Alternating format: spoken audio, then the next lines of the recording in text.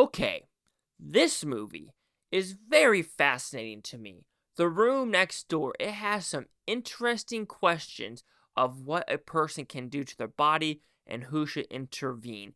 Very, very fascinating.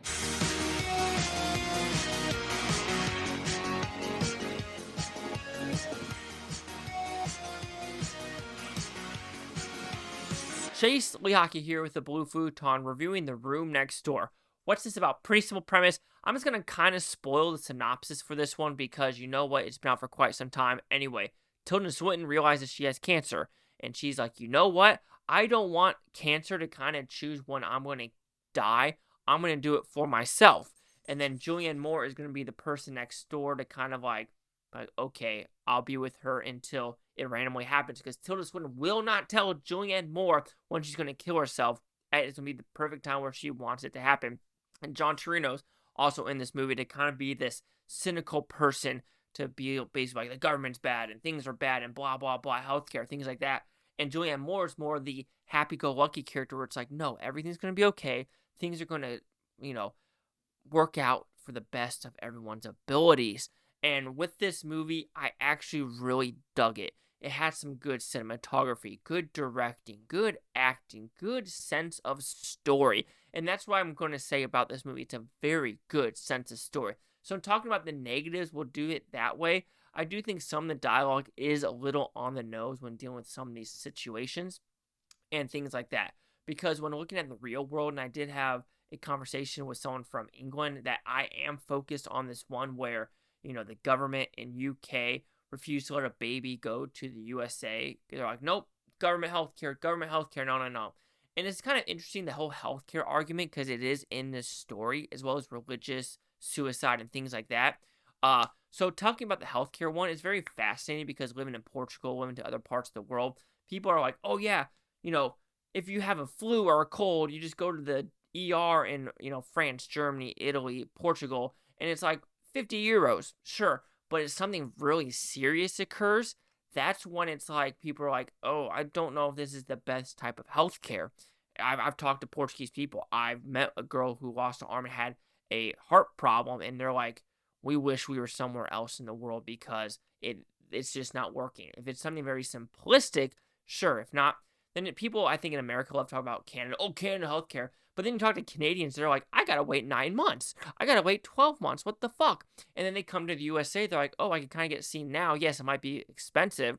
And yes, I'm not saying the American healthcare system's perfect. Hell no. I remember when my sister was dying, they got an extra pill. They scanned the pill for a fucking cost. It's like, you can't just give us a free pillow, or not even that, it's not a free pill, but really, you gotta scan that shit to see how much it's gonna fucking cost us while she's on her deathbed and she dies like 8 hours later. And shit like that does resonate in my head where you're just like, what the fuck? So is it perfect? Absolutely. Do we need multiple types? Absolutely. Where people are saying it should be only government. Look at the fucking VA. You really think veterans are like, oh yeah, government knows how to do their shit? No. Yes, they're trying to make it better, but you really think if the VA is covering 2 million plus, okay, there's like 2 million like plus active duty plus veterans, I don't know. Let's go with 10 million, right? We have over 300 million. We're also in this place where people go to the hospital and they're like, I don't have health insurance. Pieces, bitches. And like, oh, I guess the hospital has to cover the cost. That is why it's so expensive. Same with like car insurance, right? I wish if I was president, everyone has to have car insurance to get rid of that bullshit uninsured insurance for that reason. Yes, you're like, Chase, you're going off course, but am I though? Because this movie does bring that up. Also, it brings up religious things and suicide because there's a legal pill, the cyanide, I think it was, where you take the pill and you die. And the cop is very religious, basically saying you can't commit suicide. And that's a very interesting argument as well because there's nothing like religiously wise. There's nothing in the Bible that says anything about suicide. Nothing. You know who said it? Man. Not woman, man. About men in the church. Men that think they know it all have said, like, suicide's bad. Why is that bad? Or cremation's bad. Why is it bad? Ashes to ashes, dust to dust is in the freaking Bible, so why are you saying cremation's bad? It's very interesting that some priests are like, yeah, that's fine. Some people, no, you can't do that. It's sacrilegious. Like, but it says ashes to ashes, dust to dust. So you have things like that. So religious people being anti-suicide, I find that being kind of messed up at at all levels. I do, because we don't know what some people are going through, and it's just like death after death after death. You're just like, I don't know, maybe they think they kill themselves. It's almost like the Matrix, right? Where they think they're just going to go to a better place because they just can't be here right now. And I've never been in that mindset, and thank God I haven't.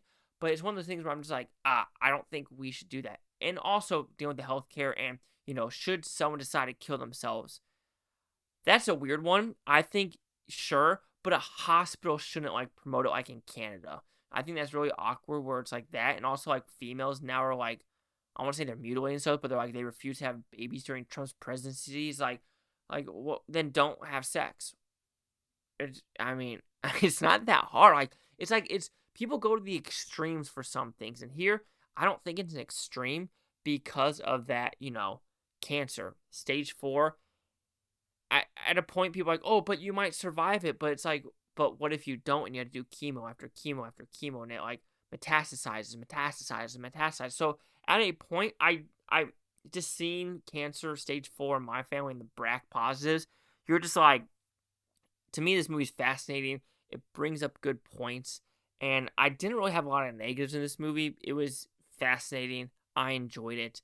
And I think most people that are, I'm going to say they're big brain, they want to have a thinking man or woman's movie, The Room Next Door, I think, can work.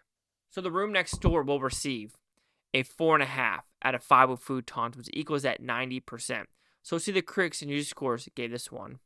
So you have critics at 81% with 187 of them. Audience score is 78% with over 100. Critic consensus, anchored by a pair of terrific performances swathed in vivid colors. Spanish auteur Pedro Almodóvar, English language feature debut attests to his unique fluency and provocative filmmaking.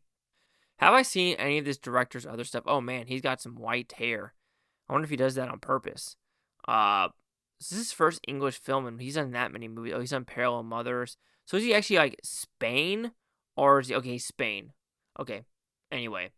90, 81, 76. Chase Sock here with the Blue Futon. Like, comment, subscribe. One of the things, Bluetoontopia, you Blue Futonians. Thank you for watching. Have a great day. Watch the stage tomorrow week. I'm out there. You're for every single freaking one of you. Peace and love, peace and love. And if you need help, ask for help. Please ask for help.